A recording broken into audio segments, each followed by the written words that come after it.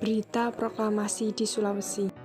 Perkenalkan, kami Josa Surya Mahardika dan Rahma Kartika Sari dari kelas 11 MIPA 3 kelompok 7. Berita proklamasi yang dikumandangkan oleh Soekarno dan Hatta sampai pula di Sulawesi.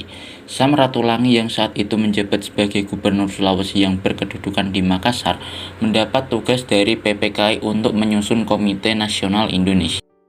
Tentara sekutu ini berniat menghalangi usaha Sam Ratulangi dalam menyebarluaskan berita proklamasi pada bulan April 1946. Sam Ratulangi ditangkap pasukan NICA kemudian diasingkan di Papua.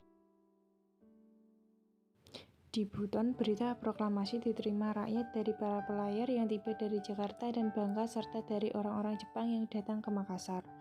Di Sulawesi Tengah, berita proklamasi diterima Abdul Latif dari tentara Jepang yang dikawal dari 2 tentara Heiho dari Sulawesi Selatan, yaitu Saleh Topetu dan Jafar. Perwira itu mengatakan bangsa Indonesia sudah merdeka. Di Manado, berita proklamasi pertama kali diterima di markas besar tentara Jepang yang berkedudukan di Minahasa. Rombot dan D.F. Sumanti kemudian menyampaikan berita proklamasi itu ke tokoh-tokoh nasionalis. Berita itu kemudian disebarkan ke Sangi Talaut, Bulaang Mongondo, dan Gorontalo. Setelah berita proklamasi kemerdekaan tersebar ke seluruh penjuru Sulawesi, lalu di Sulawesi Tenggara, bendera merah putih dikibarkan pada 17 September 1945 dengan dipimpin oleh D. Andi Kasim. Di La Susua, bendera merah putih dikibarkan pada 5 Oktober 1945 yang dihadiri oleh Kepala Distrik Pantampanua dan beberapa pimpinan pemuda RI dari Luwu.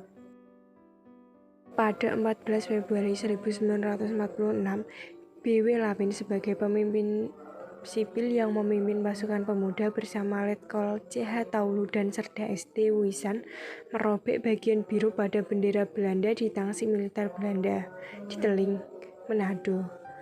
Peristiwa heroik itu menandai berkibarnya bendera merah putih.